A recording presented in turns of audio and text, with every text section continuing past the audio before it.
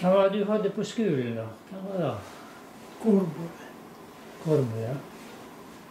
Hvordan var en skoledag på den tiden? Hvordan var det før det gikk? Nei, det var noe morgenene. Ja. Jeg lurer på om det var 8:30 eller 9. Ja. Da skal jeg ikke med sikkerhet si. Og så begynte jeg nå da med bibelsaga. Det var alltid om mandag. Ja. Og siden så gikk det nå på forskjellige fag. Naturfag, langkunna, som de sa. Og regning. Og lesing. Og så ja, det var noe, men gymnastikk hadde vi i grunnen ikke. Nei. Det var noe med, jeg skulle være med, men det var ikke. Ja. Og så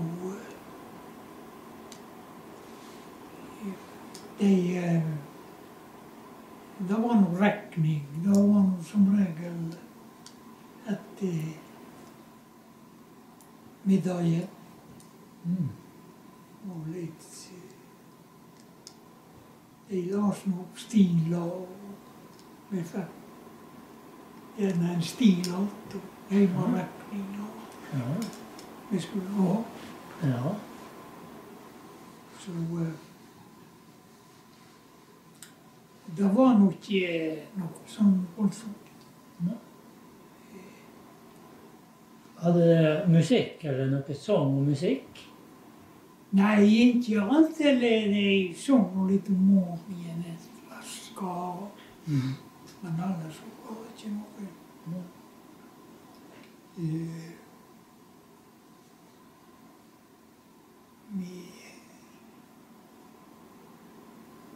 Under krigen, da var det noe mange sånne som ikke byfolk og unger som var På skolen? ja, Ja. ikke til det. Ja.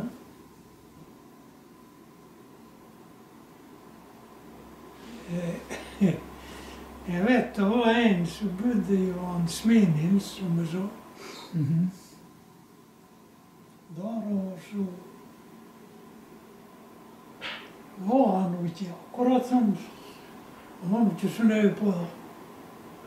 Og om ikke han lærte noe alt, så vet jeg Kolbjørn sa til ham at nå ser du å begynne å lese skaplet og lære disse lekser. Ja, sånn da. Jeg vil ikke love noe. Da måtte Kolbjørn da smitte han. Det var ja, han ville ikke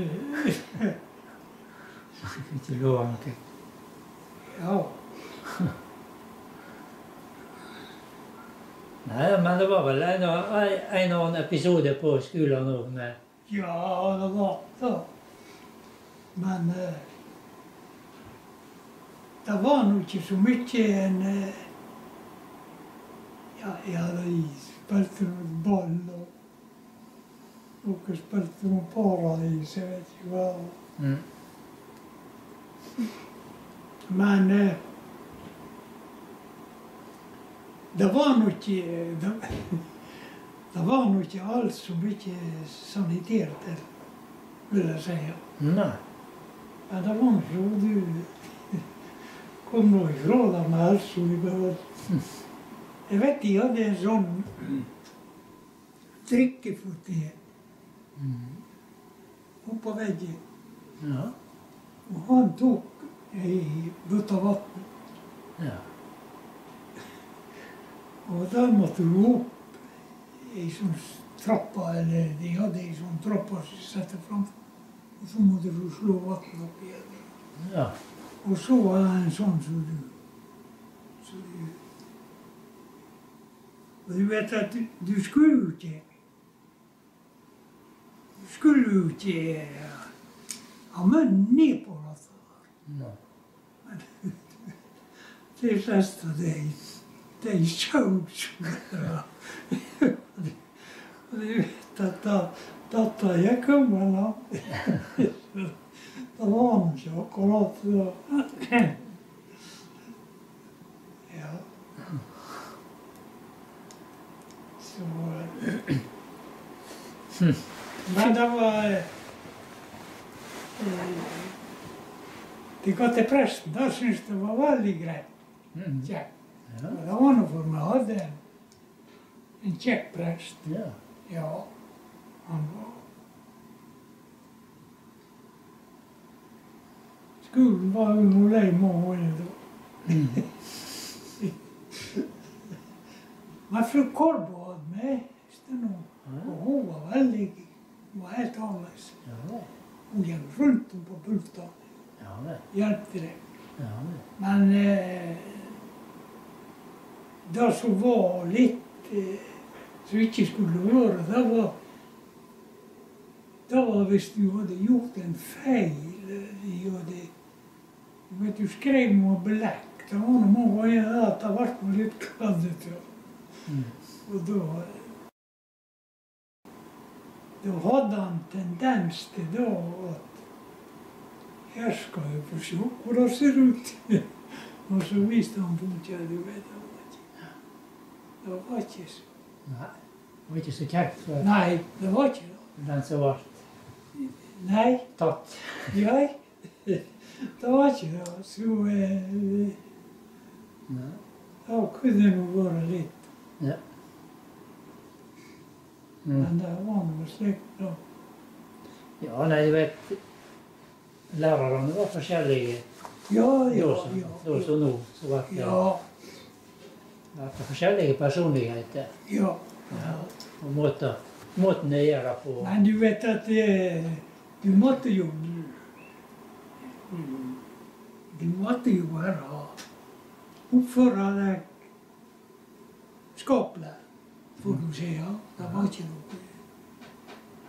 noe slik at du fikk for å være så ille. Og du måtte bukke og takke fint når du har takk for i dag. Ja, det var ikke noe sånn. Og morgen igjen da måtte de reise seg og alt sånt. Så der fikk du jo en god skole på grunnskole. Ja. Måtte det pugge noe? Måtte det pugge? At jeg måtte lære noe utenat? Ja, vi hadde litt det var ikke så mye.